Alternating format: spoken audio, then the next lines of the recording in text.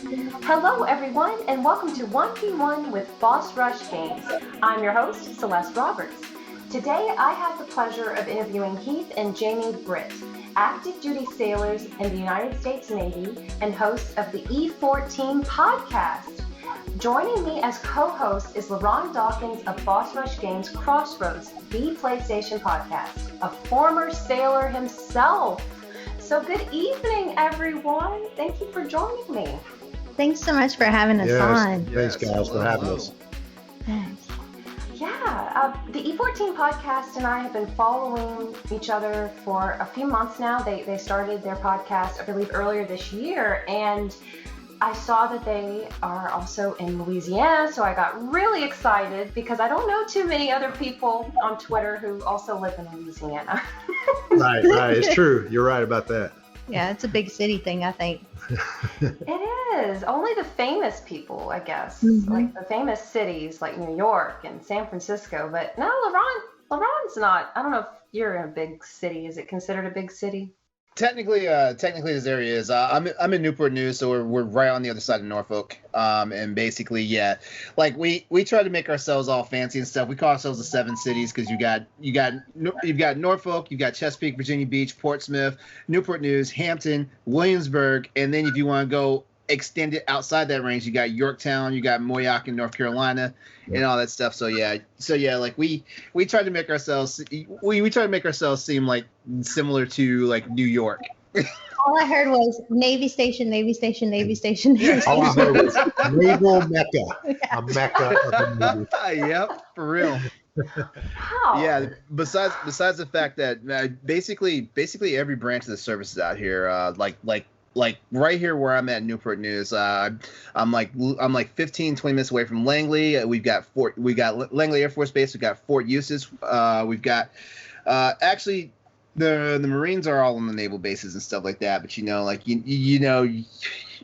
with the Navy and the Marine Corps, you can't like swing a dead cat without hitting like a sailor or a jarhead. So that's the way it goes. Yeah, we signed their paychecks. Yeah. Did you get the Space Force out there yet? The who? The Space Force? NASA's got something going on out there because because NASA and Langley are doing something. So I'm not sure specifically because I think they're still trying to keep it under wraps and everything. But we've heard about proposals and stuff out here. Mm. Yeah. Oh. Oh wow, that's cool. But, yeah, well, that was number 45's thing. I'm not sure what number 46 is thinking about. Yeah. Wow. So Jamie and Heath, are y'all originally from Louisiana or are you here for work? I am originally from Louisiana. Proud Louisianian. I'm from Alexandria area, Rapides Parish. Nice. Yes. She's not. She's a Texan. Yeah, in case you couldn't tell from the way he talks, he is from the great state of the boot. Mhm. And I'm from the even better state of Texas. What part of Texas? I'm an Army brat, so I grew up in various places all over Texas. South of Houston, about an hour. It's called Bowling, Texas. It's Yes. like literally. No, are you kidding You me? ain't never heard of Bowling, Yeah. Texas? Yeah. Really? Yeah. I still have family out in Texas. We have one four-way stop and a red blinking light. You know what?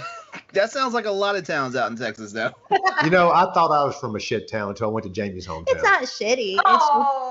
It's just very small. Well, let's say that it's a term of endearment. Yeah.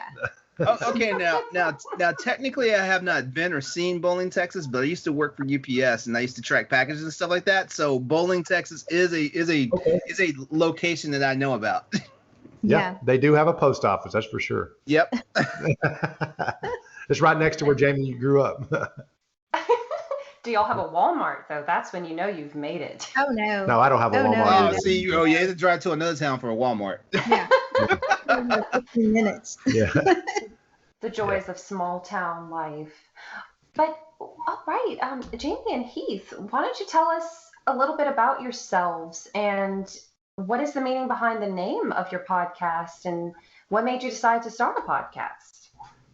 You want me to go with it? Yeah, please. Okay, so I actually, I'm a recruiter, I'm a Navy recruiter. I know we call ourselves the dark side. In fact, when I LeBron knows. enlisted into this community, I dressed like Darth Vader because I sold my soul to the dark side.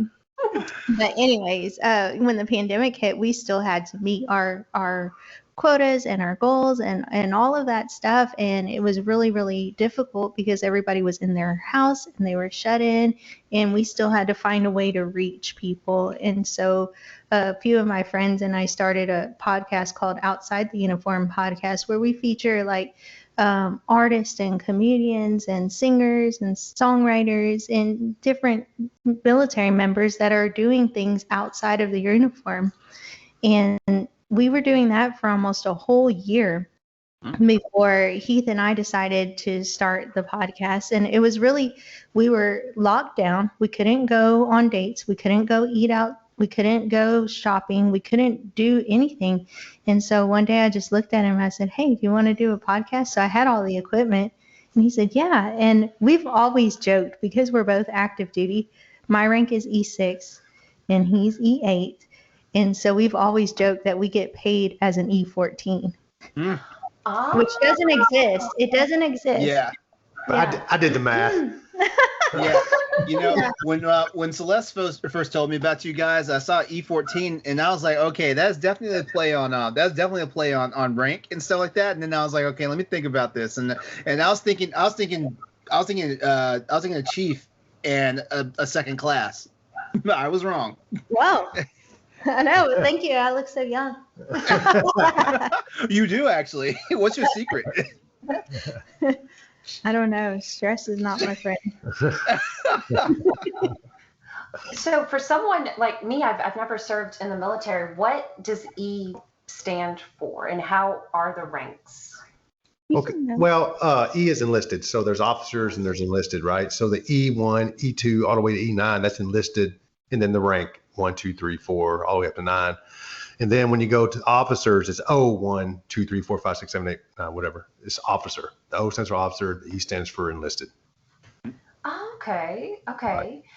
Wow. So what made you both decide to join? Well, actually, all three of you. What made you decide to join the Navy, and why that particular branch of the U.S. military? Go ahead, LeBron. I have the most generic story. Like, I'm an Army brat, so I grew up on military bases and stuff like that. My dad was a career soldier and stuff like that. So, you know, like once I got old enough and was in high school and stuff, I was in ROTC and stuff like that. And I just liked the idea of the uniform. Thought I was actually going to be putting on an Army uniform, but my dad talked to me, you know, because I feel like he was afraid that, you know, I was pretty good in school. I had decent grades. I was an A and B honor roll student, stuff like that. And I think my dad was afraid at the time, because I enlisted in '93. I think at the time he was afraid that I was going to get caught up in, well, you know, the war in the Middle East is now, well, it used to be a skirmish back when I was first getting in. And Right. now, you know, we're trying to figure out, like, what's the best way and the most efficient way to pull our people out without destabilizing the region. But anyway, my dad was afraid that I was going to join the Army and either find myself in infantry or just be a glorified like tank mechanic or something like that.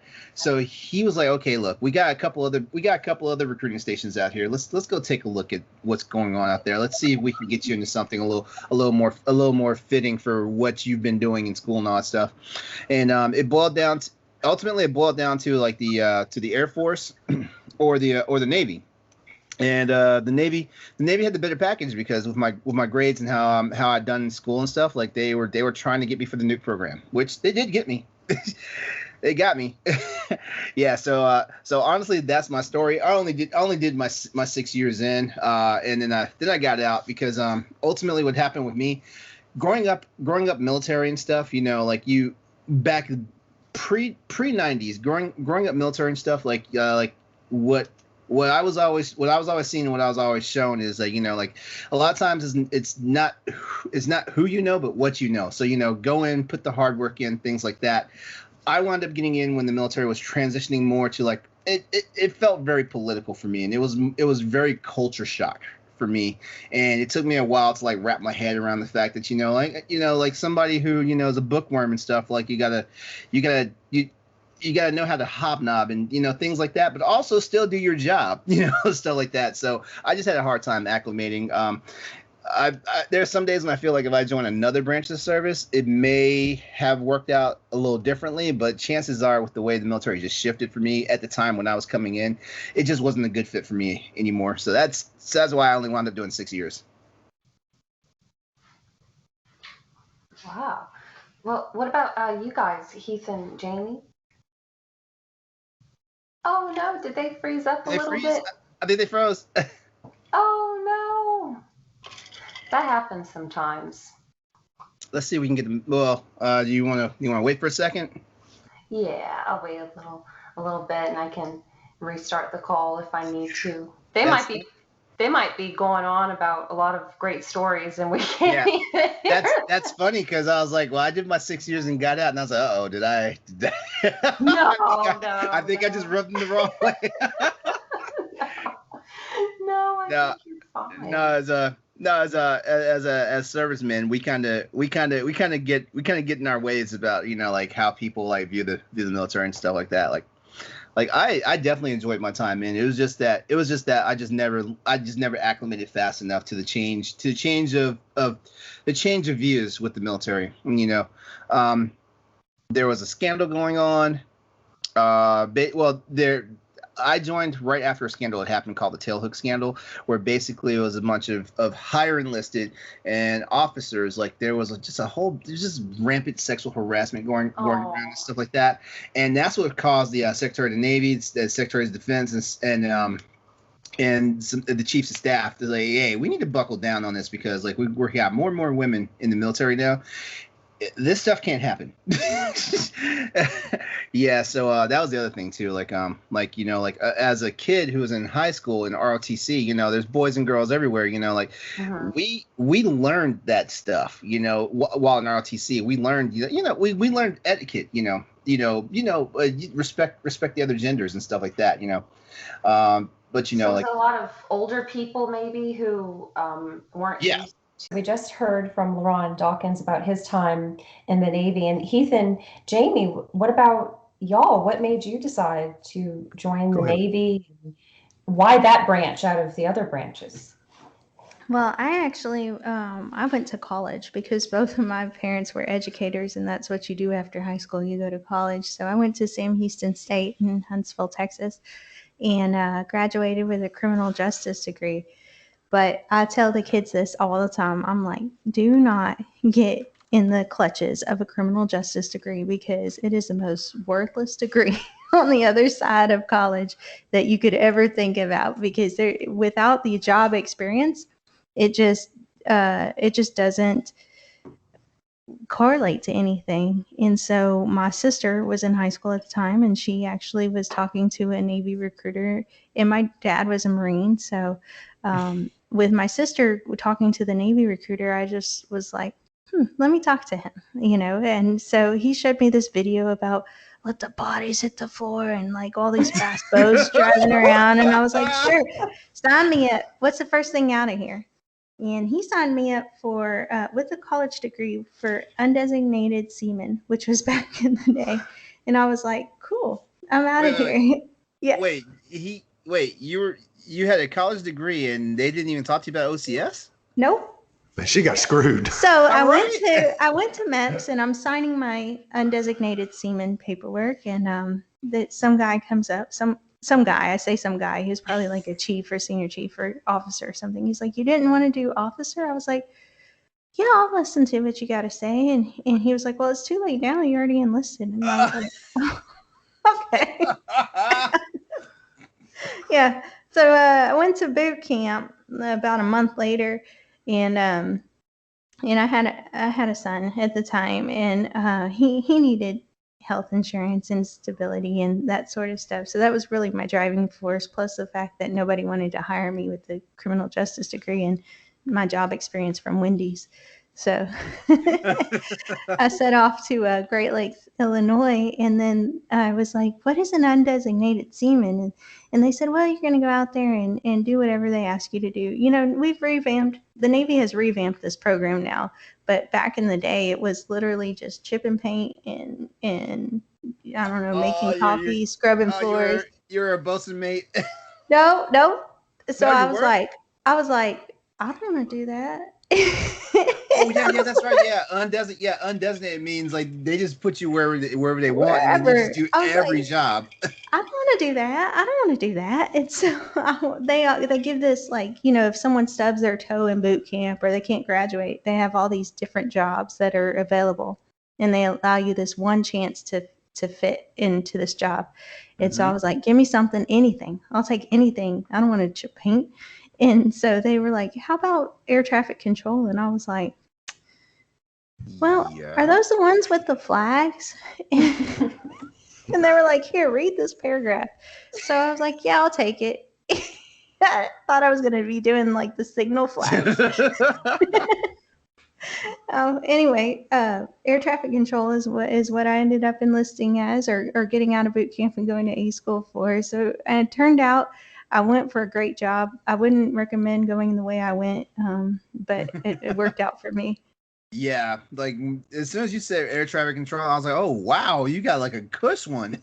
Yeah, well, it worked out for me. I don't recommend anybody else trying my approach to enlistment.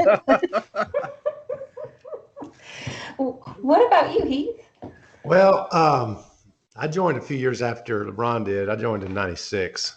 So I went in. I was married previously, and my wife at the time was pregnant. I needed health insurance.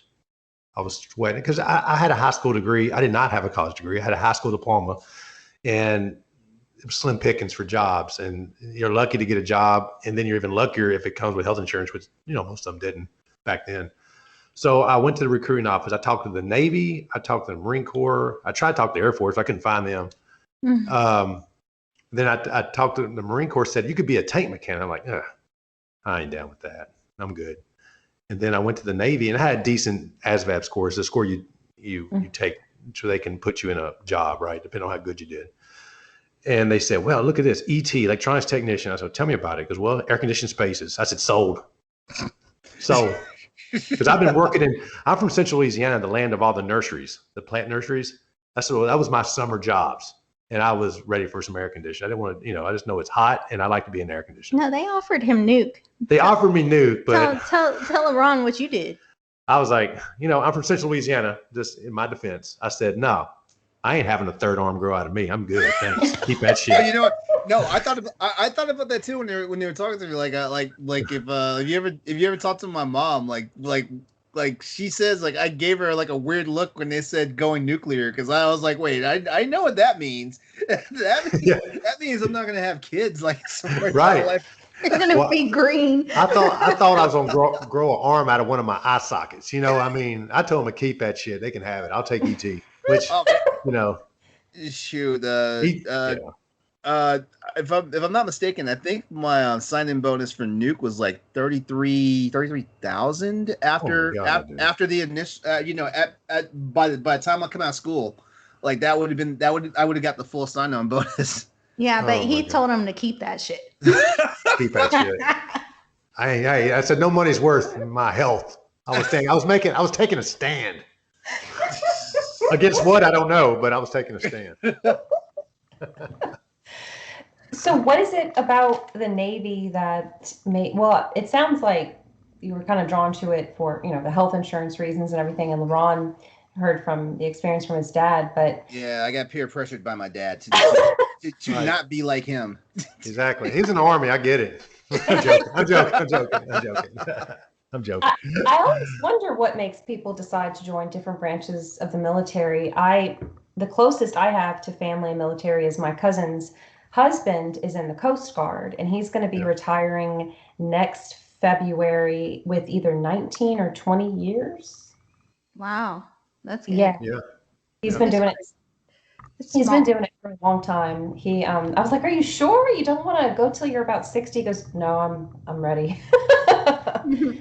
I'm ready.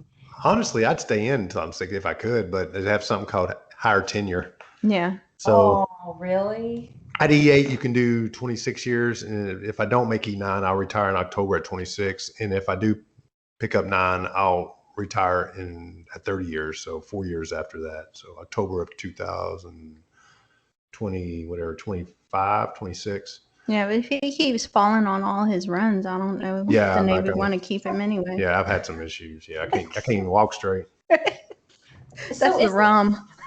is it normal for people to stay like quote unquote a regular job where they work 30 plus years and then they retire, or is LeRon's track more common?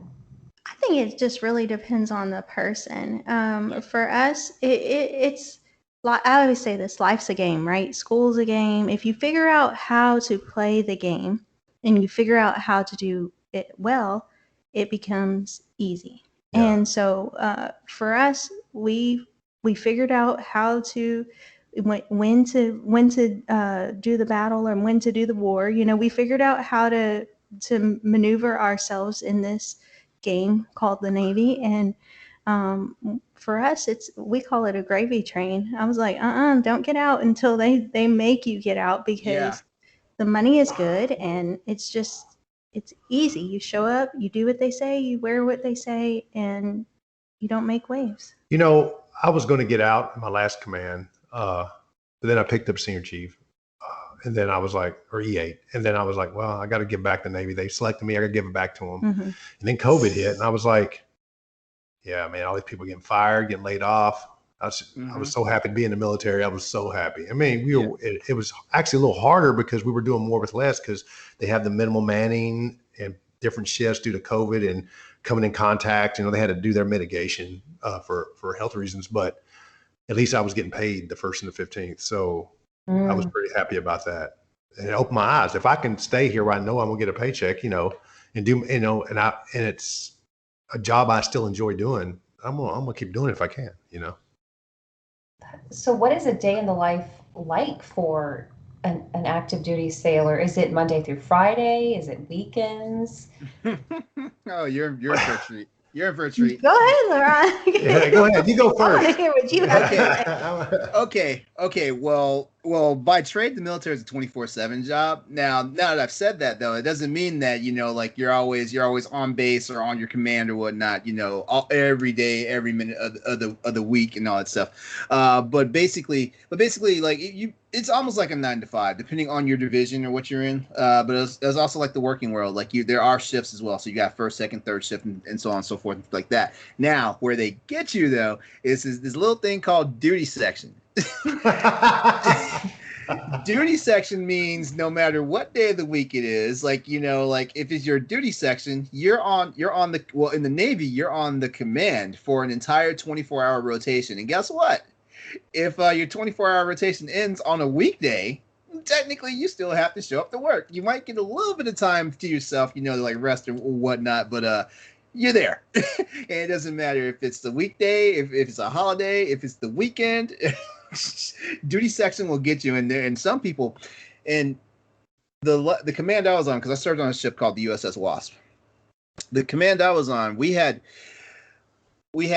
typically what's called 4-section duty, which means that every 4 days you're on your 24-hour shift. But the Wasp went from 6-section duty to 3-section duty to 4-section duty, and you know there was no medium point, you know, stuff like that.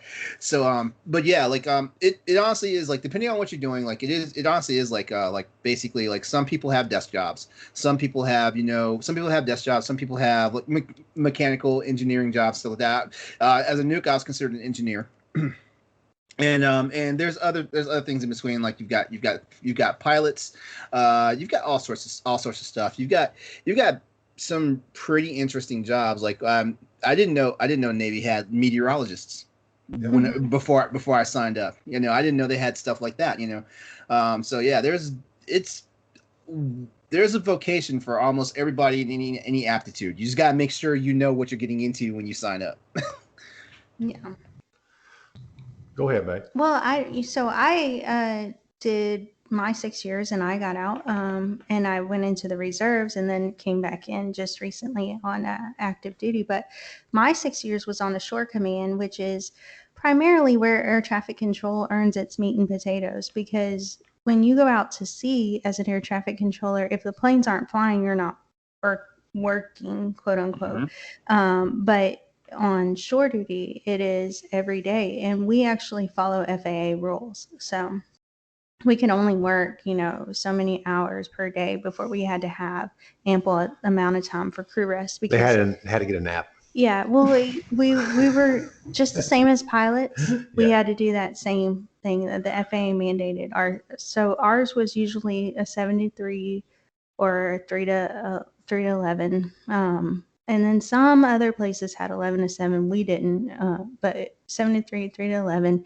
And 1 week you do 7 to 3, 7 to 3, 7 to 3, and then the next week 3 to 11, and you pick up the second half of it. So that's what we did on shore duty. But it was hard work. It wasn't the same as our counterparts who were controlling out to sea. So. Yeah. So I've been on shore duty. I've been on ships. My first ship was a Lincoln, which wasn't too bad. We were in 8-section duty until we went and deployed. Then we'd be on 4-section duty in foreign ports. But the thing what really got hard is when I made chief and I became a section leader. Then you pull into Thailand and you're with Marines on board. I already know where this is going. I didn't sleep. I never slept. I was up because I would try to catch a nap, when I could. And I wouldn't stand there. I might even stood a watch in there because we were so undermanned. I might throw in a 4-hour watch here as section leader, and I'd have my buddy take section leader while I was on watch. But I tell you, about midnight till about 3 a.m, it was like Times Square. Mayhem. People coming in and coming out, drunks everywhere because you're in Thailand. You can get drunk on $20. Mm-hmm. And people are coming in hammered drunk and they can't climb up the brow. Then I piggyback people up the stairwell to get to medical. I mean, it's crazy. I'm a 35-year-old man piggybacking some 20-year-old kid. 22. He was of age. He might have been 22, 23. But really, I never slept. And then I would come back. That was at midnight. Then I'd come back at 1. Then I'd come back at 2 because each pay grade had different time frames they had to be in by. So if you're a certain rank, you had to be in at midnight. Certain rank, you had to be in at 1 or 2, and then 3 or 4 or whatever. So I did that all night. Yeah, Marines don't know how to act. That is the truth. That's the truth. Oh my goodness, that was the hardest. But that was in 3-section duty. But it wasn't. I mean, it's almost like you become institutionalized because you get used to it. Mm-hmm. Right? Y'all can account for that, right? Yes. You get used to it. So when you go to shore duty, you're standing duty once a month. You're like, wow, this is freaking great. Once a month I have duty, and then it's not that duty. You're not that bad a duty. You're just kind of taking, driving around base. Or walking the building. Walking the buildings. It's really easy compared to dealing with, drunk ass sailors or Marines and having to babysit them. Yeah. I remember I dropped this sailor, I can't remember sailor or Marine. I dropped him off in medical. And I was like, look, in the HM, the corpsman, the doc was like, again? I was like, well, I don't want to put them in the rack. I'm afraid they might, I don't know what they're going to do. So I wouldn't make the doc watch them. I would find a sober, person that works with them. Hey, you need to go home duty. You need to go sit with these guys. And then I would check on them. Then I was still checking on them. So I wasn't sleeping. I was still checking on them, make sure, they were good to go. But you know what? It's all part of learning. It was fun. It was memories you make and things you learn along the way. I wouldn't change it. Wow. So is life a little bit more, quote unquote, civilian like now? So are you able to clock out and just relax now and enjoy your weekends? Well, I can, right? I'm at a command that they get weekends off. I'm pretty blessed to be where I'm at. This is considered sea duty for me, and I might go on a conference here and there every once in a while in San Diego or something before COVID, but most of the time I'm at home. Jamie, on the other hand, yeah, I'm in the trenches every day. She is crawling under barbed wire every day. It's terrible. Recruiters, this is what we would consider arduous duty. So it is long hours, and the same as working at, if you were to be at boot camp and pushing people through boot camp.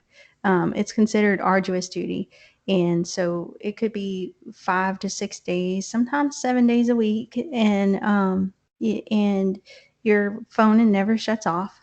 And I have 41 future sailors who I'm preparing for boot camp. So, if they bump their head, I got to know about it. If they get a speeding ticket, I have to know about it. So my phone's constantly going off. So this is a tough duty. It's rewarding, but it is. No, I can't just sit back and relax. You Oh, know, boy. in her defense, I was going to say that even when you're dealing, and LeBron, you can attest to this, even as a junior sailors have a code they live by. They do live a code. Most of them, they have the military code they live by. She's dealing with young kids that are not in the military. Oh, yeah. So Good no point. code. Your hope mommy and daddy took care of it when they were young, but odds are they probably didn't. And she's dealing with that, 40 of them or so. And I couldn't do it. I would lose my damn mind. So does it feel like babysitting sometimes? Yeah, I mean, I just treat them like my own kids. I'm like, what did you do? You go take care of this ticket right now. That sort of stuff. I'm having flashbacks because when Jamie said about the whole like 20 like calling them all the time, things like that, and bump their head and all that stuff. I remember my recruiter was like, "Hey, if anything happens to you, you call me. Hey, if this happens, call me. If you get a speeding ticket, call me." I'm having flashbacks of it all. Yeah. and that was over 20 years ago. Well, why don't you tell us what kind of content your podcast has? Do you talk about the things we're discussing right now, or is it a little bit different? I've listened to some of the episodes, but for listeners listening to this interview who are new to your podcast, what can they expect?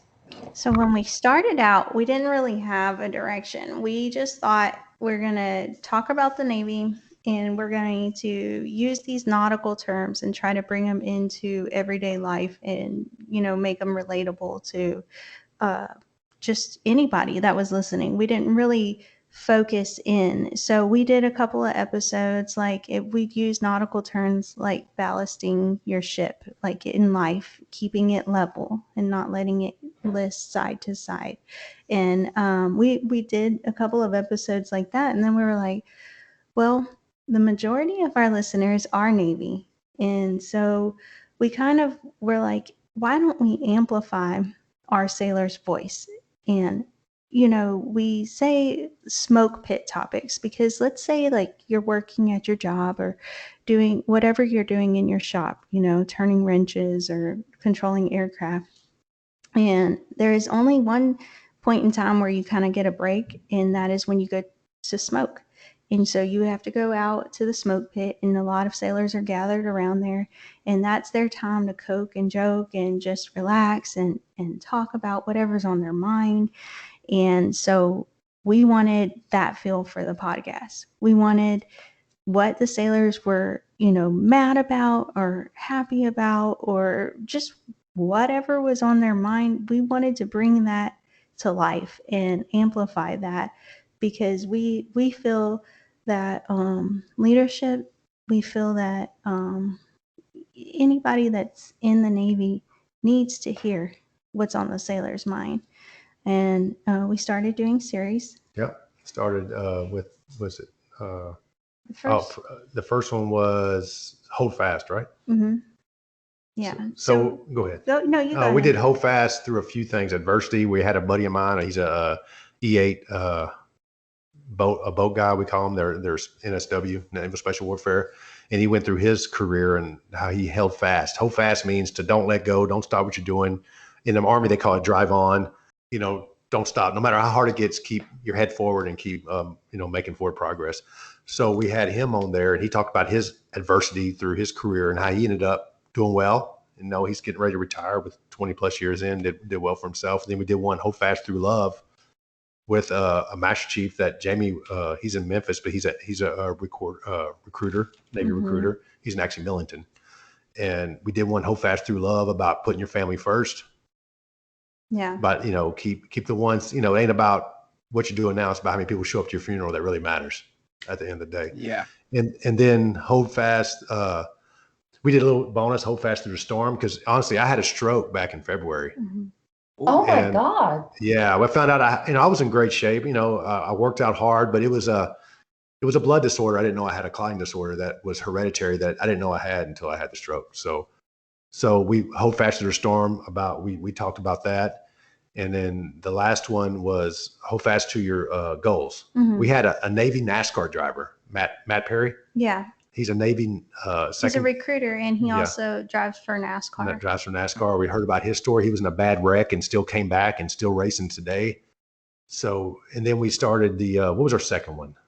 Second series was the stigma, To hell with the stigma. Yeah. Yeah. As y'all know, mental health. mental health, because it Awareness, it was May. It seems like we've done a lot in a short time. Like it only been, we started like really. Well, you know, a lot of times, and then that series is really important to us. We did 4 parts with that, and we kind of broke it down. We had one chief that came on, and he talked about you know, having suicidal ideations and that sort of stuff, but getting help while he was in the military, which is a stigma. Right. We think we can't get help, but he was able to get help and stay in the Navy and continue to deploy and continue to thrive. Right. And so that was really important to us to get out there and let people know you can get help.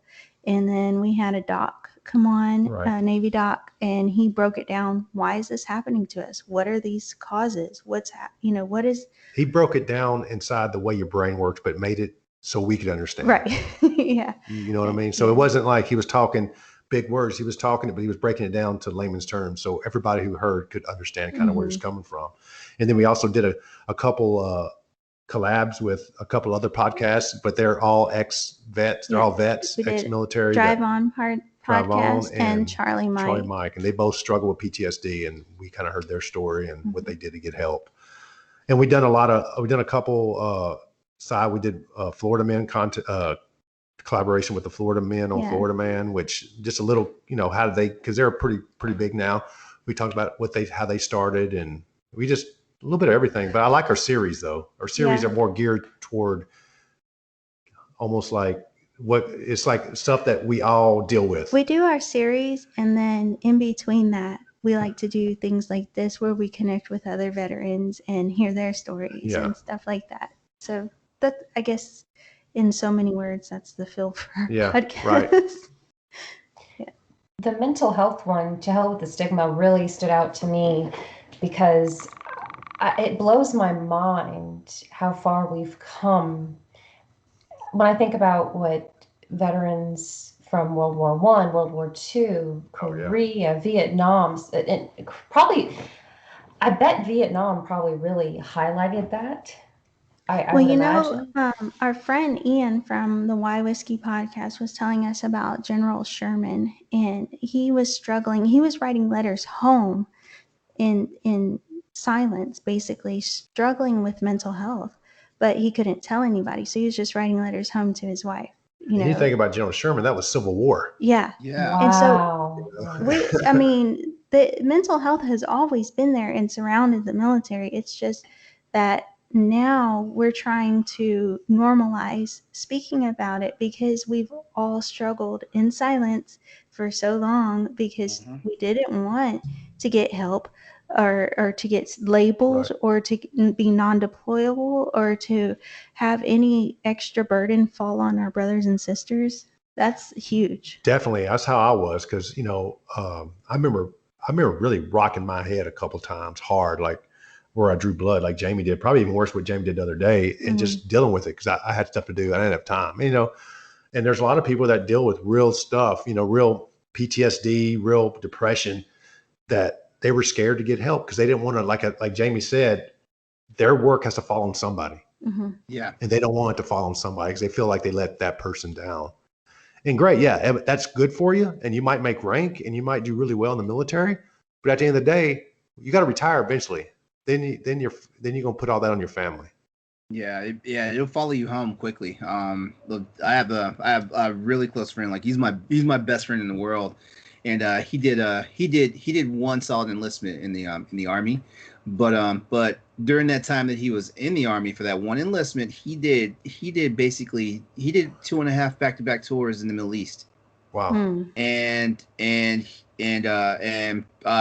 if he winds up listening to this, I hope he'll forgive me. He came back in bad shape. Like when I want to say like 2 or 3 months before he was getting ready to basically get out. He he realized something was wrong with him, and so he immediately went and checked himself into to a facility, so they could watch him and try to help him figure things out and stuff like that. But he didn't get enough help in the time that he had left and stuff like that, and it followed him to the point where like it took a lot of his friends and family at home to like help him get through this stuff and things like that. And he was one of the ones. He was one of the ones that realized he needed help and actually went out and got it. But there's people like back when I was in, like there was a couple guys in my division. They definitely had suicidal thoughts and stuff like that, and they fought it because we saw what happened if someone winds up getting on report that says, "Hey, like this person has suicidal ideation and stuff like that." It usually didn't go anywhere positive, and back when I was in, like if anything, like sometimes having the word get out that they are suicidal put them in a tailspin even worse and things like that. Definitely. Mm-hmm. Yeah, and then the sorry thing is that you fight it and fight it and fight it just like your friend, and then at the end of your career you try to get help, and then the VA's like, no, you can't just bring this up at the end. That you just want our money, and that's not the case. But that's why we did that series, because we want people to understand that we just don't want the VA's money at the end, but people have been fighting it throughout their 20 years, and they finally come to the end where they can get help, or they feel like they can get help, and then that's when the trouble comes. They can't get the help they need. I mean, I love it to see where, like if you like LeRon, if you break your arm, people can see, hey, you broke your damn arm. They can see the cast on you. I want it to be like when somebody says, look, I got something wrong with my head, right? Something wrong with my emotion, whatever it is. And it gets treated like a broken arm. Yeah. Like people be like, okay, dude, let's help you out. Let's time out, take a knee. It's so recently I fell down, I got a concussion. I think we spoke about this before the show, right? He fell down and got stitches. His arm is bandaged up. But I was, internally kind of off balance, and my thoughts were slow, and people were looking at me like, what is your deal? But for Heath, they wouldn't ask him to carry a box. But for me, they'd be like, hey, just, telework from home or whatever it may be, because they can't see the injury. And the thing about a concussion, if you look at a computer, that's not good for your concussion. It's like teleworking is the worst thing you could do if you have a concussion. But I don't blame anybody. It is what it is. I mean, we're still in that mind frame. Right. It's hard to get out of that. It's years and years of brushing that crap to the side and not worrying about it until the last minute. And it takes time, it takes time. Mm-hmm. Yeah. Also, we come from a society, not even just the military, but as just human beings. We come from a society where like the last thing you want people to know is that something's not right with your head and stuff like that. So people carry this stuff, and you just get these situations where it's like, hey, the guy next to me with this gun and everything, like he's not been acting right and stuff, and I don't know how I feel about this. Or after he's done shot up people, hey, he was acting weird earlier this month. We didn't see the signs. There's no signs. You just got to pay attention, because I bet those people have said something, like, hey, I just don't feel right, or this may be going on, and I'm feeling this way. And then somebody said, suck it up. Rub some dirt in it. Suck it up, shake it off. All that typical stuff. Shoot, like man up is like always been a big thing. Like, hey, I'm starting to feel depressed about a couple of things that have been going on in my life, and next thing you know, like at least two or three other sailors like, no, you just need to man up and go do your job and stuff like that. Right. And I was that guy. I was that guy. Not until recently, like. I was like, well, that person, I did the same thing as that person. I don't know why he or she's jacked up. I was fine, or what? I was that guy. I mean, I'll be admitted. Then I had that stroke. And then after my stroke, I wasn't right. I had changed, and I'm pissed off all the time. I have some anxiety. I went to the hospital 2 days after they released me because I thought I was having another stroke, and I wasn't, but it was just in my head. Mm-hmm. A lot of things changed about me. Mm-hmm. And I realized, look, if this could happen to me, it could happen to anybody. That's the thing we learned through this series is that you never know what's going on with that person, that individual. And that's what the doc broke down to us. He said, let's say you come to work and I say, take out the trash, and you just lose it. And I'm like, geez, all I asked was to take out the trash. But I didn't know that your child was sick and that you're running on hard times with money and that your mother's been not talking to you for months at a time. I didn't know that your dad got locked up and all of this stuff. And I just told you to take out the trash and you lost it. And that's what he said is with mental health. You never know what straw is going to break the camel's back. Yeah. So does the Navy have a lot of resources now? Do the armed forces have better outlets for people? Yes. So we are, I would say from the time that LeRon joined and Heath joined and even I joined back in 2005, we have come a long Leaps way. and bounds. Yes. Leaps and bounds. We have resources like Military One Source that you could just call and speak to a counselor, and it's not on the record, and you don't have to worry about it being in your, your medical record or anything like that. And you can just help to talk things out. And then we've got Fleet and Family Support Center, who's got licensed social workers and counselors on staff. We've got our chaplain corps, who, as long as you're not a harm to yourself or anything like that, everything is confidential. And a lot of people, they say, oh, chaplains, that's religion. But they're trained to be counselors as well. So they can leave religion out of it and just talk to you as the individual. They just wear many hats, and religion is one of them. Counselor is one of them, or both. If you want to combine, they can do both. They're a great resource. That is awesome. I'm really glad to hear that, because I think, wasn't PTSD called shell shock for many years? I think so. I think that's the same thing. It was, I think so, yeah. And that's what they called it. But it was like when they were like, oh, he's just shell shocked. But it's actually a big freaking deal. No, there's some, their brain has been miswired or rewired, I should say. Right. Their brain's been rewired by their situations, by the stuff that they were in. And the sad part is, for example, for my friend that did his tours in Iraq, they were, by the time he was in the army and stuff, they were doing 8-month stints out there. It used to, initially, back when I was in, for ground troops, it used to be 5 months. And eventually we got to 8 months now. And so basically, you just got to think, in that compact amount of time, depending on where you're at and what you're doing, you might see some stuff that you've never seen before in your entire life. And my friend was not a guy who had just gotten out of high school and just joined the military. He had been in college, he'd been out of college for a few years and stuff like that. He graduated and all that stuff. He actually had regular jobs. And then one day he was like, you know what, I want to swear the oath and you serve my country and stuff like that. So he'd lived his life before he decided to join. And then just imagine, in that compact amount of time, because if he'd only done one tour out there, that probably would have been the most stuff he had seen. He would have come back to the States and things like that, but he'd been out there 3 times basically in a 4-year enlistment.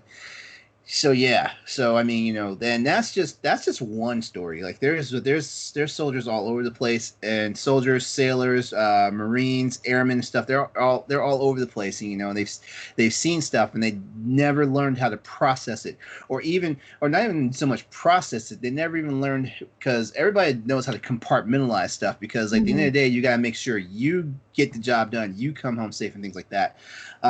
They just never learned how to diffuse all that they've taken in and stuff like that, because we compartmentalize like crazy. Big time, buddy. Someone told me those boxes eventually start to crumble, or the tops start to erupt, and you're like, I just want to put this back in the box, but the box won't shut. Yeah. Well, even after a normal deployment where nothing goes wrong, right? Say you do a normal deployment to the Persian Gulf or wherever you do on the ship. I'm use ship because that's what I know best. And you come back 6 months later, you even that is crazy when you come back home and then you're in this big world where you're not confined to this 500 to 1,000 foot ship.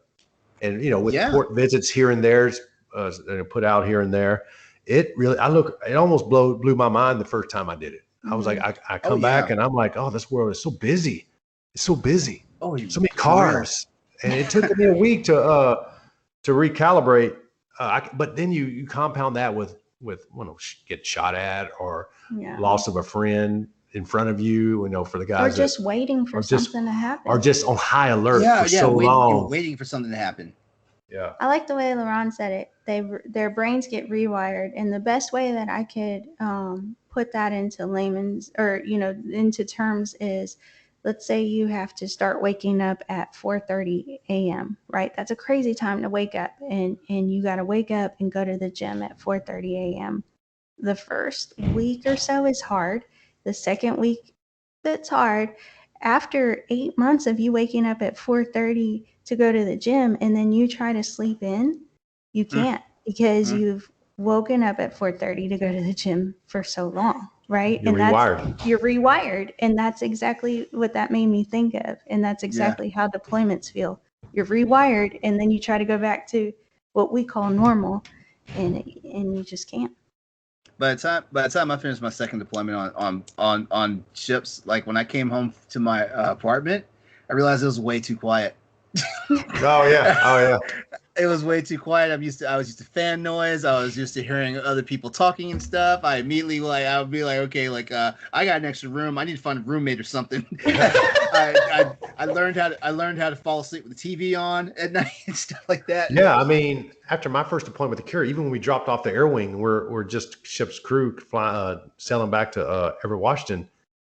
It was so quiet. It was eerie. Yes. But we still had 3,000 people on board. It's not like it was not a lot of people. We still had 3,000 people on board, but it seemed quiet and it was weird. Mm-hmm. And then you get back to your house. It's really weird. Wow. So in addition to the mental health aspects and the struggles with military active duty veterans, what are some other challenges that civilians may not realize that military men and women go through? Go ahead, LeBron. I'm sorry. The one thing I was gonna say is that basically, as an enlisted person, we sometimes we immediately try to look for things of authority. Basically, for me, because I was lower enlisted, so for me, anybody in the civilian world that had some bit of authority to them, it was automatically a sir or a ma'am for me, things like that. It took a while, it even off-put me sometimes, because when people found out that I was either active duty back then when I was in, or I'm a veteran now, I'll always get thank you for your service and stuff, and it always throws me off because for me, I always felt like I knew as a child I was going to join the military and stuff like that. So, thanking me for my service is always it's almost like that compliment that you never think you deserve and things like that. So yeah, that's one adjustment that I had to deal with, and that's just one aspect of being a junior enlisted, Yeah, definitely. I get that because I appreciate people saying that to me. But I'm like, well, I still get paid pretty good money for what I do. It's not like I'm doing it for free. You get paid. You get paid to be a doctor and save lives or whatever. But I mean, I do appreciate it. I do. But I try to be humble as possible. And I guess it's my humility. We're look, I thank you, but I'm thinking I do get paid pretty good money to do this. It's not like I'm doing it for free. There's some countries out there that I knew when we went to Montenegro, which is Western Europe, and the CO of a ship, so the commanding officer's ship, made as much as one of our American E-3s in Montenegro. So we get paid pretty good for being in the military. I mean, I think a civilian and my counterpart gets paid more, but I bet he don't have the job satisfaction I have. Agreed. Right. Which says a lot. So I would say that we get used to life we get used to life at a very fast pace. So if you ask us to wait 45 minutes to go in and eat at a restaurant, that is the worst thing in the world. No, I'll just go get Wendy's. I'd rather just go get Wendy's. You might as well have told me the food to be ready tomorrow. But in the same breath, I will say that we are very good at hurry up and waiting, because we will wake up and get to the place where we got to get at like 6 in the morning or whatever, just to find out that we're going to leave at 9 that morning. So we're waiting around for 3 hours, and we're really good at waiting or standing 4-hour watches. But in the civilian world, it doesn't I don't know. It doesn't transpire. I tell you what, especially Marines, they'll wait in a line for anything. Yeah. Right? Yeah, They'll wait in a line. They'll just see a line. They're just waiting and not know what the hell is at the end of the line. They'll wait there. Exactly. Celeste, the best way I can put that in layman's terms for you is just imagine your longest day at the DMV, but it's the most important thing in the world you have to do. Right. That's how it equates. Exactly. That's a good analogy. I have to ask, are there certain branches that pick on other ones more than other branches, or because everybody picks on the Marines? Everybody picks on the Marines, but I think it's a joint effort against the Air Force. Oh yeah. We'll all team up on the Air Force. All three other forces. And the sad part is, a lot of us really wish we had gone to the Air Force. Yeah, definitely. You know, funny thing, because the Marines are a department of the Navy. They were created to be our infantry. And so I always tell everybody when they ask, well, what's the difference? And I say, you have a little brother or a little sister? And they'll say, yeah. Well, you know how your mom told you to take them to the movies? That's how the Navy feels when we have to take them on deployment. Your stinky little brothers. But I gotta be kind of nice to Marines. I gotta be kind of nice to Marines because we're renting this house from a Marine. Yeah. So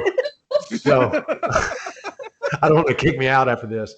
Nah, he's a good dude. Nah, I've worked with Marines, and most of the time I love them to death. They're good guys. They're doing the same thing we are, just doing a little different. And they eat more crayons than we do. So okay, what is up with that? What is up with that crayon thing? Marines are nuts. I would say that, but here's the thing about it though. Like, as crazy as Marines are and stuff like that, they're usually one of the best friends you could ever have. Definitely, 100%. Loyal. Yeah, 100% loyal. They are definitely. And we got some Marine friends that have a t-shirt company, and they are the greatest. They're not in the Marines anymore. They got out, but once a Marine, always a Marine. Yeah. So they're a great couple guys. They're great dudes, and I consider them a good friend of mine, honestly. So. Is there one branch of the military that's? I mean, I don't know if y'all would know. Is there one branch that people are drawn to more than others? I don't know what the statistics are. Oh, that's a good one. I think. More people join them. Go ahead, LeBron. I was about to say, I think it's the Army, the Army. I think it's Army. Then second place is Navy. Right. I think it's the Army because there's so many recruiters out there. Mm-hmm. Yeah. And the Navy has one boot camp. I think the Marine has one or two. The Army's got several because there's so many people that join it. They can't put them all in one place. And we have one, Great Lakes, Illinois, and that's the only place people go to boot camp. And I think wait. The other three are gone. What do you mean? No, they're not. Yeah, it's just Great Lakes. There's San Diego. One in Florida. Yep, that's gone. Like, I came in 96 when there was only one. I went to Orlando. Oh, okay. Yeah, they're gone now. It's just Great Lakes now. Wow. And it's been like that over 20 years. That they must have changed that because it was only one when I came in. I was the one. I know for sure Orlando was closing down because I remember them telling me like I was in probably not the last, but I think like the next to last RTC. Like I mean like the A school's still there as far as I know, but Nuke school, Nuke A school. Yeah, but the boot camp is gone. Yeah, definitely. It's been going for a long time. I would say as a recruiter, the reason we always joke about this. So they have Army has way more recruiters, like you said. They have better water bottles, better pins, better pop sockets, better, like bouncy balls and stuff. And we're like, better swag. Do you want a sticker? Or they even had masks when, Army mask. And we're like, hey. So we've got stickers. Why? Because we've got the better product. I'm biased, of course, but we've got the better product. But they have to have nicer water bottles to get. They have the better swag. They have the better swag. They do. Now they do. Now that you said that about the masks, I'm gonna have to like stroll up into a freaking we got a recruiting station that's we got a recruiting station for it's Army, Air Force, and Navy. It's not too far from Fort Eustis, but they're all right in the same little building and everything, right? And now you said that about the masks. I'm gonna have to like stroll up in there, acting like I'm picking up some. Like I'm picking up some paperwork, some literature for like my nephew or somebody. See what happens. Oh, that's the other thing. That's the other thing too. Like military knows military. Like I've been spotted so many times as ex-military, even though like if you look at me, I do not look military. I think a lot of people say it's the walk for me. The swagger. The sailor swagger. The sailor swagger.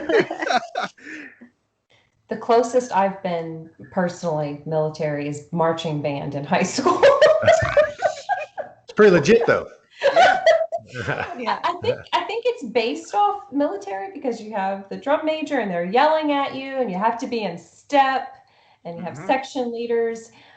Oh, and if you get out of step and you're walking to lunch, they're going to make you turn right around and start all over and everybody's going to suffer for it.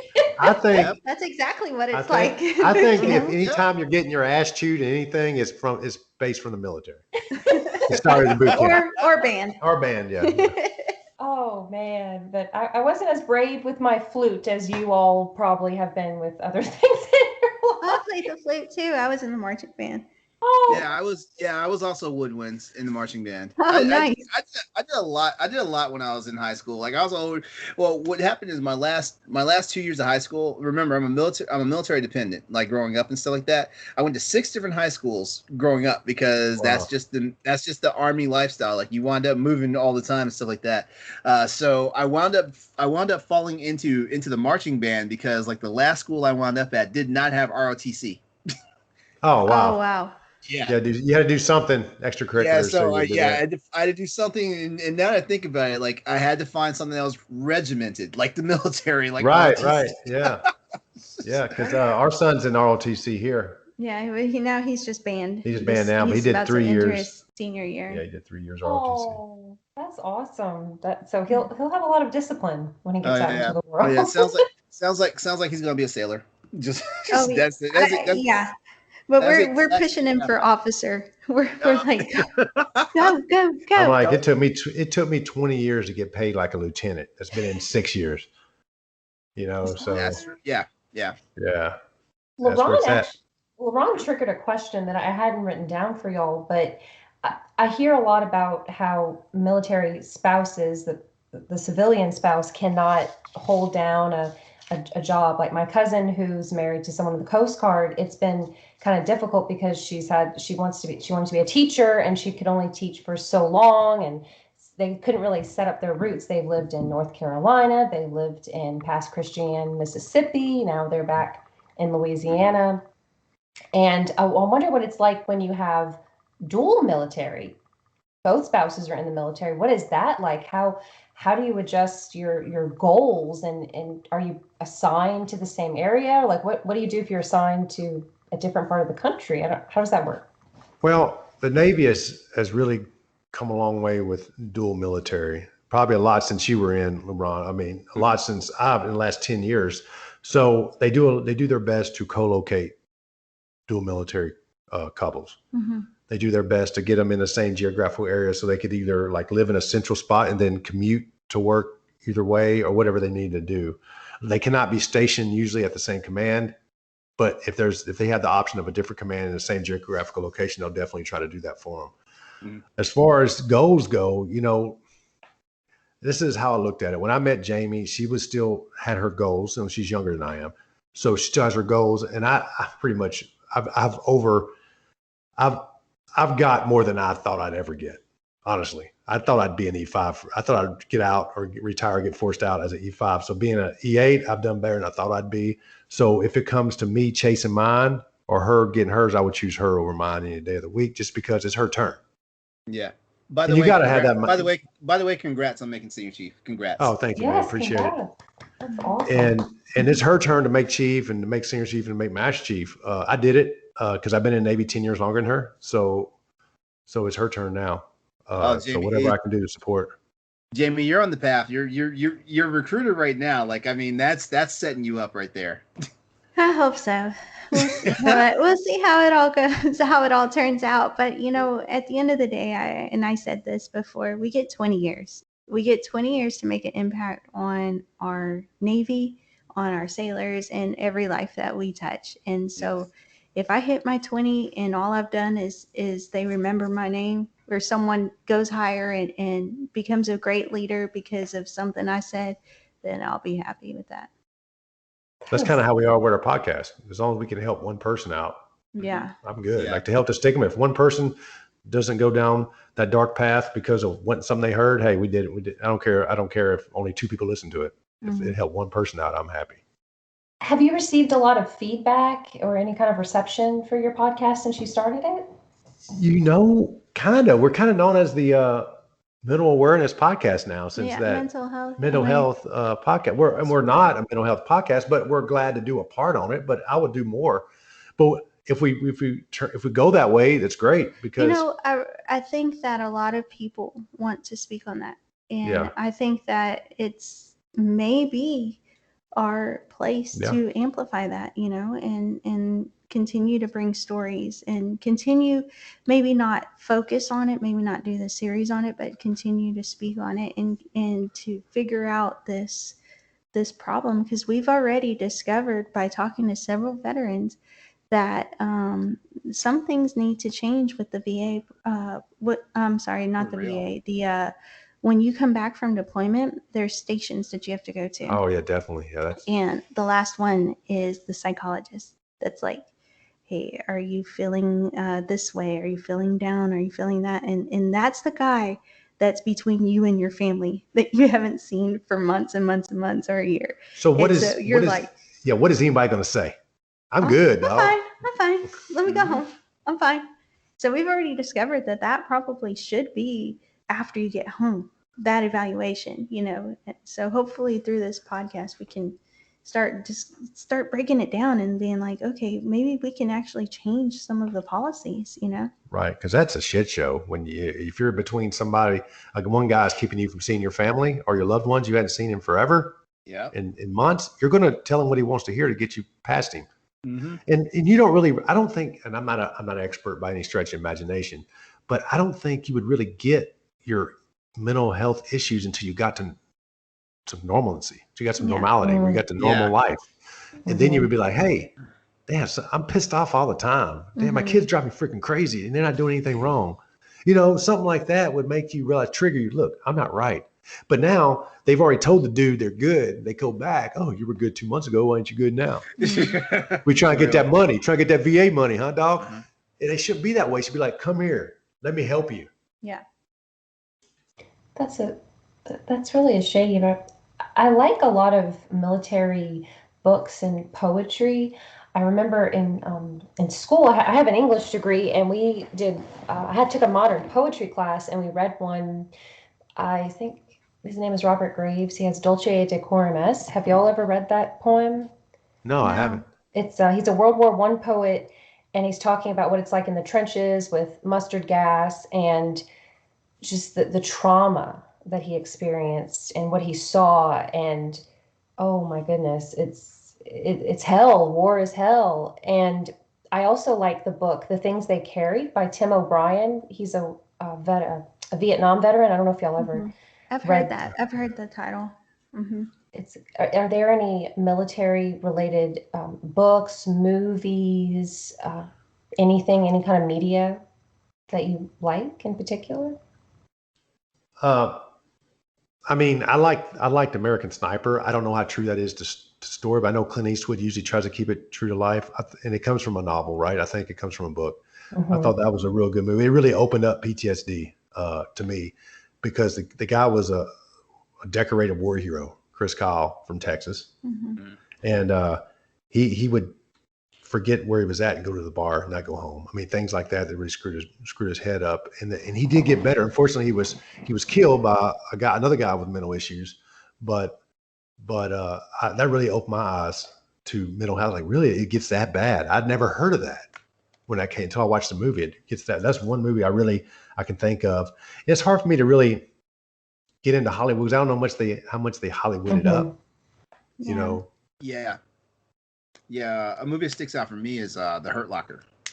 Oh, that's a good. Yeah, that's a good Yeah. one.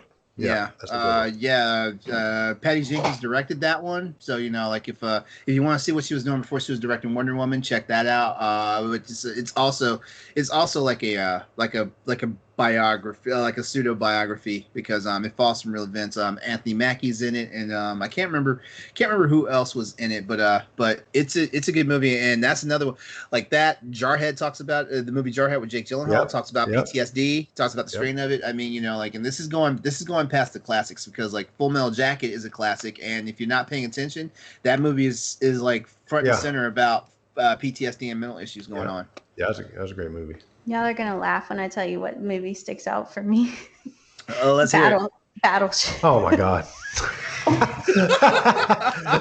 Let me tell you why.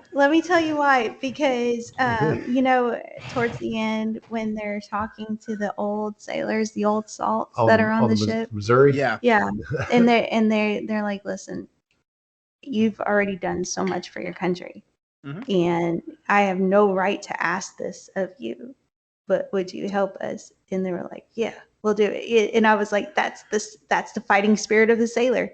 Yes. That is the epitome of the fighting spirit of the sailor, who's already beat down and worn down and done so much. But if you ask us, we'll be there. Yeah. That's true. Oh. Yeah, like I get misty eyed of a lot of like military TV and movies and stuff like that. Like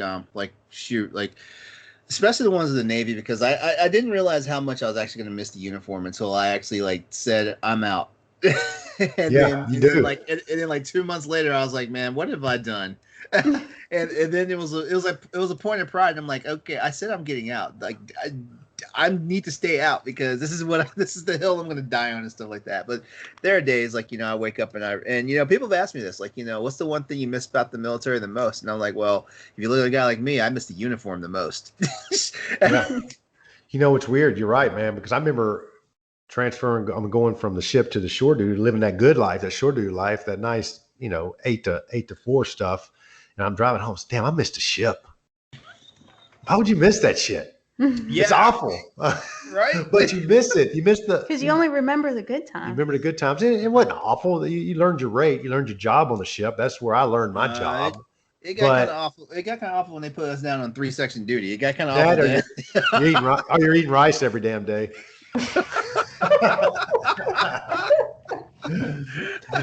But I missed it when I was on shore duty. I was like, damn, I can't wait to go back to the ship. Yeah, it's crazy. Yeah, your mind and you're nuts. Sailors are nuts. If they miss that, they're nuts. There's no reason a normal person would miss that. You got too much salt in your veins. That's what it is. Can't help it.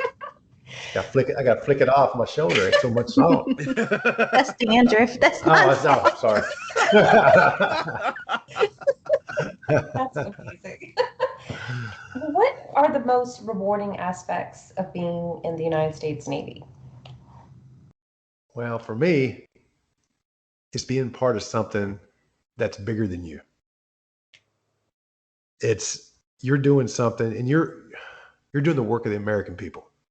American people trust you in that position, and they don't have a choice. You join, right? But really, they pay your bill. They pay your bills. They give you a paycheck, and then doing something that's so big that it's bigger than anything else you could ever do. It ain't always about the money. It ain't always about the glory. It's about keeping. And honestly, it sounds poetic or whatever, but it's keeping your fellow Americans safe. Mm-hmm. And the littlest thing is turning a wrench. Does that, and it don't have to be a lot, just a little bit, and that's what kept me in for 25 years. That and the camaraderie.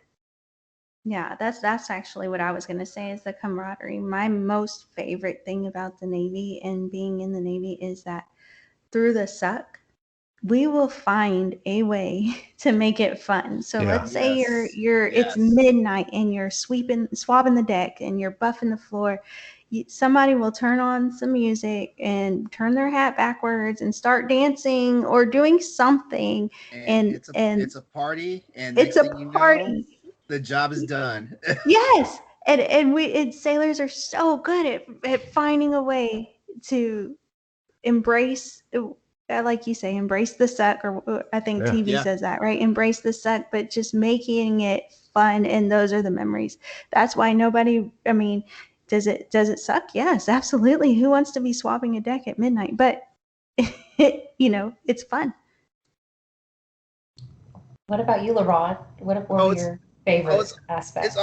It's also the camaraderie, because like as an Army brat that went in, like I'd already done the traveling and stuff, so the Navy for me was just more opportunities to travel and stuff like that. I got to see some wonderful places and stuff like that, but it's the camaraderie. And what sucks for me is like I was only in for 6 years, so like I made like a set group of friends, and thank God for Facebook and social media and stuff like that. Like a lot of people from my old command actually found me, and we've been able to catch up, keep in contact. We've learned about fellow sailors in the division who passed away and stuff like that, but we've also learned about triumphs and all the things like who's had babies, who's had grandchildren, stuff like that. Like yeah, it's the camaraderie for sure. And for somebody like me, who there was a point when, for moving around all the time as an Army brat and stuff, like I got to the point where I didn't want to go out and make new friends and stuff like that, but it completely 180'd as soon as I joined the military. Like he was like, oh yeah, make friends, like like make memories and stuff like that, like make connections and things like that. So definitely the camaraderie, and just like Jamie said, like hey, we will find any way to make a situation fun, even when it's the world's worst situation and things like. And we've had some stuff happen on the WASP, like we've had sewage pipes break, and it's like, okay, well, I'm not a damage control technician, but guess what? I'm an engineer, I'm an electrician and stuff like that. Guess who's got to get a bucket and put on some gloves. Embrace the suck. Oh. Yeah, but we find. I remember, there have been some times where like it was some serious grunt work, and we found a way to like make it fun. And our senior chief catches us and is like, "What are you guys doing? Are you getting the job done?" And we're like, "Yes, senior chief." And he would like walk away. He's like, "If I come back and it's not right, that's everybody."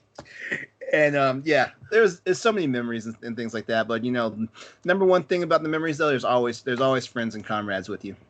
Mm-hmm. Definitely. That's so sweet. I love it. Well, what are some of the future plans for your podcast? You mentioned you might go on more about the mental health issues that a lot of sailors deal with, but are there any other future episodes you'd like to talk about, or future topics or anything? Yeah, so we just started season 3, and we're really excited. We are doing more collaborations. So we had a sailor from actually Hermes Oslander from the Scuttlebutt podcast. He drew our cover art, and he's an artist and a sailor. And then we have some T-shirts that we're doing, and another sailor makes T-shirts. So we're collaborating with him to produce those T-shirts for our merch. And the cool thing about season 3 that we want to bring to light is highlighting and researching, maybe telling history or on the Navy trivia. So we just recently highlighted Dave Cooper, which was a Navy SEAL for SEAL Team 6, and kind of told his backstory before they went and attacked or killed bin Laden. And so we want to do that and bring that into the naval history. Like, there's so many different things that derive from the Navy, like son of a gun or The whole the 9 whole yards. 9 yards. And Mhm. those sayings actually come from the Navy. So we want to dig down and research those and really get those out there for common knowledge to our listeners. Yeah, and we're starting a new series soon. Oh, It's that's called The Charge of Leadership, Mhm. about struggles with leadership, the good things, the bad things that come with leading sailors, or leading anybody, not just sailors, leading anybody. Because I plan on getting some other, hopefully get some other services besides Navy on, just to tell their story. A lot of times people, they don't show it, but being a leader is hard. And figuring out, an admiral told me this one time that I worked for, sometimes it's figuring out where to poke the balloon so you get the least amount of impact. Huh. I like that analogy. That's good. Yeah, that's great. And in my opinion, good leaders could be getting their, pardon my French, ass chewed from the above, but their people don't know it. They never know it. And I've had a lot of people like that. I know they were getting the business above them, but I never knew it as a young guy in the Navy. So I want to highlight people that I think represent that and let them tell their story. And we'll go from there. That's awesome. And so speaking of trivia, so would the highest rank for military, like would your biggest boss, that would be the President of the United States, since she is the Commander-in-Chief? Yes. Technically? Yes. Yeah. Yes. Okay. Yeah. And- so we've asked, President Biden to come on the podcast. Yeah. We're still waiting. We're waiting on back. That's awesome. No, I'm just joking. That would tweeted be him. awesome. Oh man, that would be so cool. And so then after the President of the United States, would it then be like the Vice President would be the? Well, so for the Navy, so each branch has their own head. So Yeah. we all have the President, The Vice SecDef. President, and the Secretary of Defense, right? But then we have SecNav. our CNO, Chief of Naval Operations. SecNav first, right? Oh, Secretary of the Navy. Yeah. And then our CNO, Chief which of is Naval Chief of Naval Operations, which is The highest enlisted. highest highest officer officer in the Navy. in the Navy. Wow. And then it goes down from there. Thank God you didn't ask me that, Celeste, because I am so far removed from that.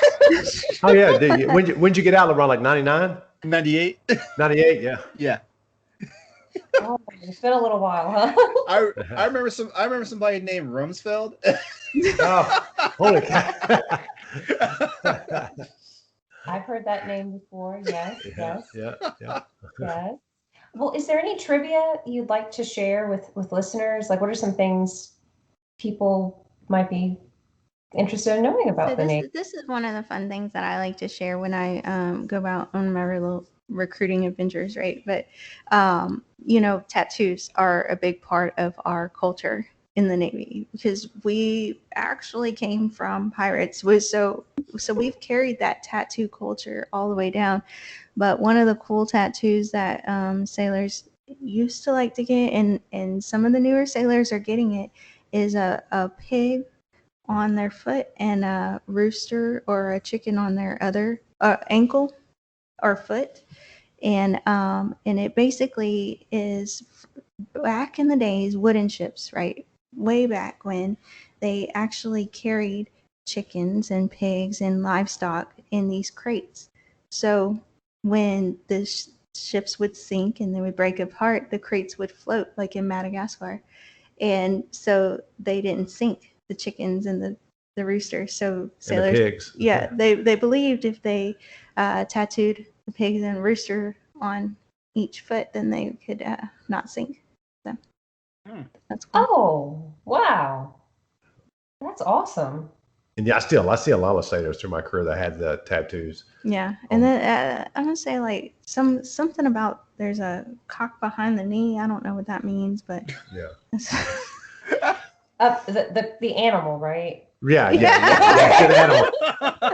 LeBron's his head's in the gutter right now. I didn't even think about that. Have you guys listened to any episodes of the Crossroads podcast? You kind of know where I kind of go sometimes. I have a boss rush after dark. Seriously, no holds barred. I thought you and I were supposed to host the next one, Celeste.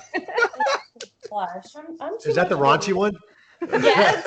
Yeah, that's the Come on, we welcome any and all. If I can handle, Oh, we'll the talk bad- some shit. If I can handle the Bad Bitches podcast, I can handle anything. But how can people support you? Do you have a Patreon? Or do you have anything else, another way that people can support you?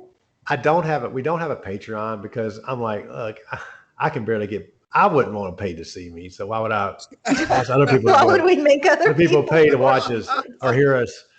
But we do have Sailor Swagger.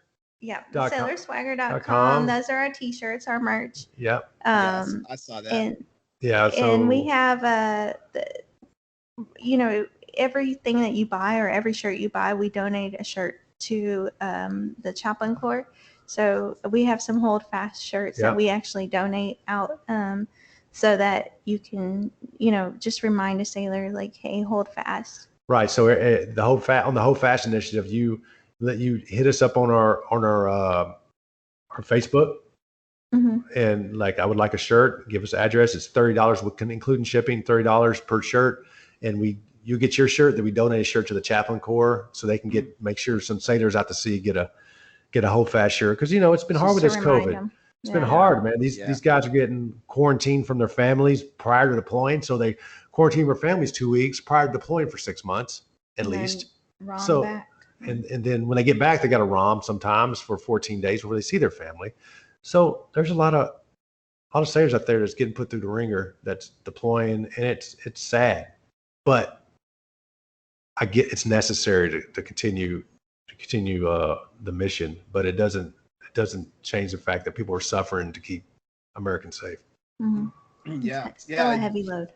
Yeah, it's crazy because like the resiliency episode you guys had with Command Master Chief Gonzalez, y'all hit the nail on the head about all that stuff with dealing with COVID and things, and still having to come in, do the job, like make sure it gets done, things like that, make sure home and country stays safe, and make sure the mission is on point. That was a wonderful episode that I heard. He was great. So he was great. He made me want to go fight Al Qaeda, man. I mean, he made me want to attack I mean, dude. yeah. I mean, he could be he's like my sea daddy now. That dude is like legit. I wish that man the best. God, he's only been in the Navy a couple years longer than me. Yeah. He's sixth fleet CMC. That's ridiculous. That's a big deal. Well, is there anything else you'd like to share, either about the Navy or the E-14 podcast or yourselves? Well, you can share where they could find us on Twitter. Oh, yeah. Twitter at E14 podcast. No, just E14 podcast. On Facebook, E14. It's ETAC 14. ETAC 14. Or E-14. ETAC or dash 14, like the rank podcast.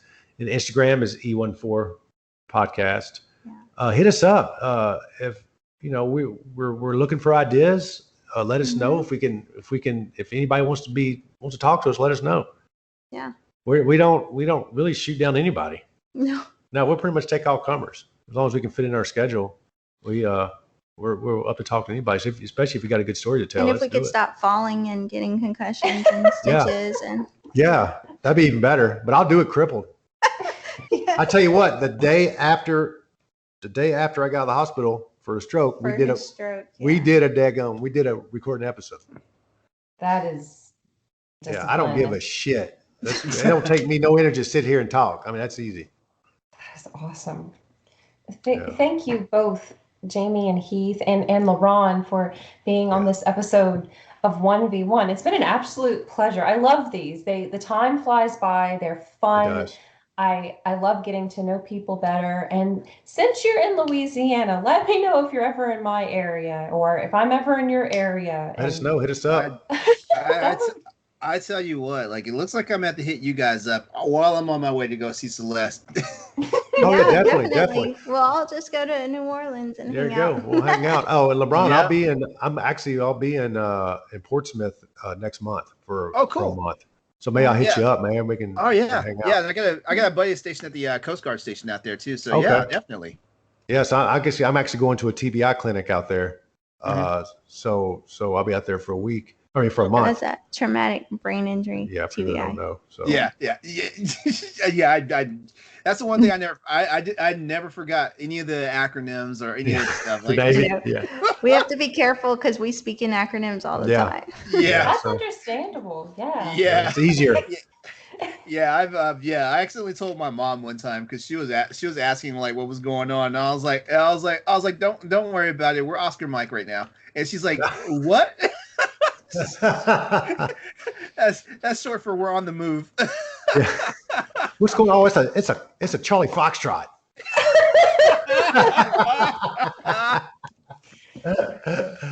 That's cool. I love it. it. But thanks for reaching out, Celeste. I appreciate it, man. It's been fun. Had such a great It's no problem. And what about you, LeRon? Where can people find you? Yeah, definitely. Yeah, you can find me on social media, Exodus803, EXODUS803. There's my Twitch channel, twitch.tv/Exodus803, where Tuesday nights I'm hosting the Crossroads podcast for Boss Rush Games. And then also, yeah, like that's my gamer tag and all that stuff. So yeah, like you look EXODUS803 up and you'll find me. Very nice. Cool. Awesome. And you can find me on Twitter at Fairy Crypt. I have the 1v1 podcast, and I'm also with Talk the Walk with our own Eddie V, where we talk about walking simulators, one of my favorite game genres. So thank you all so much for listening. Please check out Boss Rush Games, where we have a network of different shows. And thank you all so much for being here. We'll talk to you later. Pleasure. Bye-bye. All right.